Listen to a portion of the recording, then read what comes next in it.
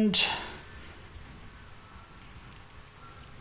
he says, I distinctly recall some very special occasions involving Abhay Charananda Prabhu and our Gurudev. So he's talking about Abhay Charananda, Srila Prabhupada, and his spiritual master, Bhaktisiddhanta Saraswati.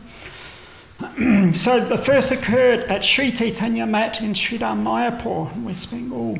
Our Gurudev, Bhaktisiddhanta Saraswati, used to pace along the balcony of his quarters upstairs. One day I was visiting while he was pacing there, surrounded by a crowd of many top sannyasis and brahmacharis. Then I saw Abhay Charananda Prabhu had come on a visit from Calcutta and was walking up the stairs.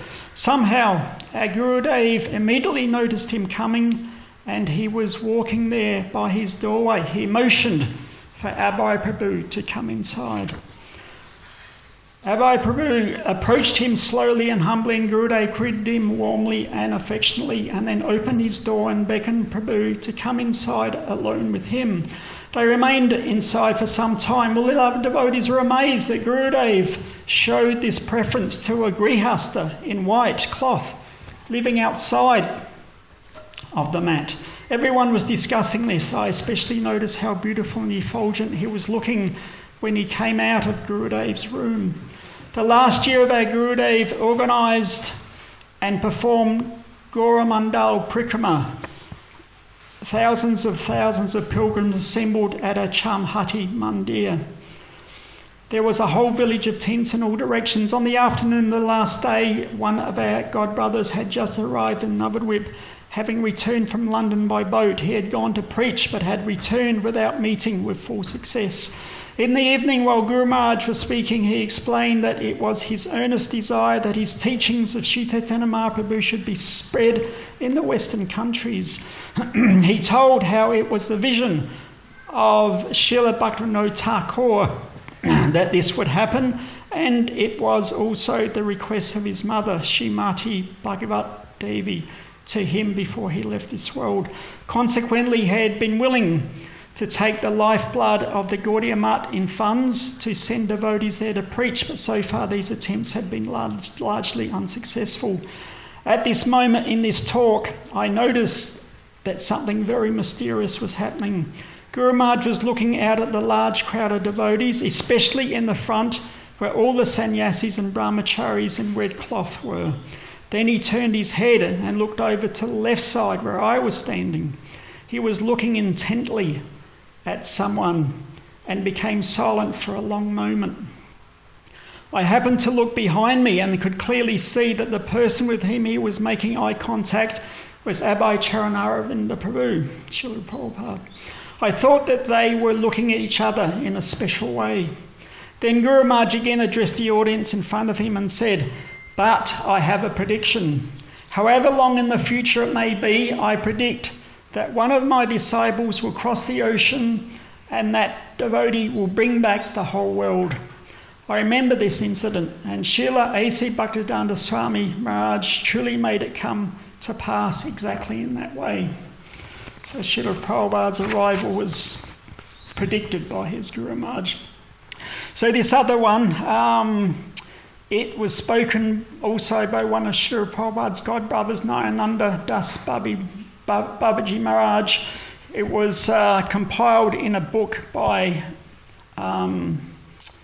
one of Prabhupada's disciples, Her Grace Mula Prakriti Dasi, in a book that she put together called As Srila Prabhupada, a Friend to All.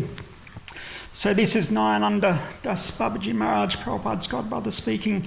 It was the beginning of 1977. Prabhupada was in Bombay Temple and he was very sick. He had stopped all food intake. He was taking 1/4 a cup of orange juice per day. His body had only bones left. There was no flesh. And yet he was insisting that he wanted to go to London.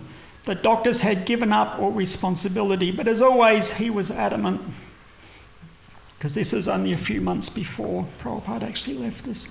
At this time, one Pancharatrika Pandit from Bangalore named Sampat Kumar Patacharya came to know about Srila Prabhupada's situation, so he took a flight from Bangalore to Bombay, which in those days was a huge thing for a Brahmin. priest, and met Prabhupada and asked for a private meeting. Generally, nobody was allowed a private meeting, but when he said he had specially came by flight from Bangalore to meet Srila Prabhupada, he was allowed a private meeting. So everybody was asked to go out and they talked, and the conversation was like this. So Sampat Kumar, Swamiji, I am feeling very pain that you are suffering like this. And Prabhupada, who's lying down speaking in broken words, the whole world is meant for suffering. Dukkayam ashasvatam, Sampat Kumar. But still, Swamiji, there are so many people depending on you. So why, when you suffer, they suffer? Prabhupada, what can I do? Sampat Kumar, Swamiji, I want to tell you something. In Vrindavan temple, they are having your Murti on the altar. And all kinds of people are coming and praying to it and offering flowers to it. And you are still living. According to Pancharatra, when the Acharya is living, if he puts his Murti on the altar, then all the sufferings people are having come to his body through the Murti. So you please tell your disciples to worship your Murti only after you leave your body. So he was speaking as if he was giving some new information to Prabhupada, which Prabhupada did not know. Prabhupada replied, I know, I have come here to take the suffering. And Sampat Kumar was shocked. He was not giving any new information. This was well known to Prabhupada, and he was determined to suffer for others. So Prabhupada again, he said, do you have anything else to say? Sampat Kumar, Swamiji, if that is your wish, what can I say? I am only a priest. Prabhupada, when I leave, even when I leave, I will keep continuing taking their suffering and make them free so they can be chanting Hare Krishna. So he concluded, so for 10,000 years, Prabhupada's Murti is going to be sitting in temples around the world and taking all our sufferings and making us free so we can chant Hare Krishna. He is not fiberglass. He is really there accepting our prayers, obeisances and suffering. Let us hope that we always remember this and never let doubts creep into our minds. Srila Prabhupada ki jai. Thank you.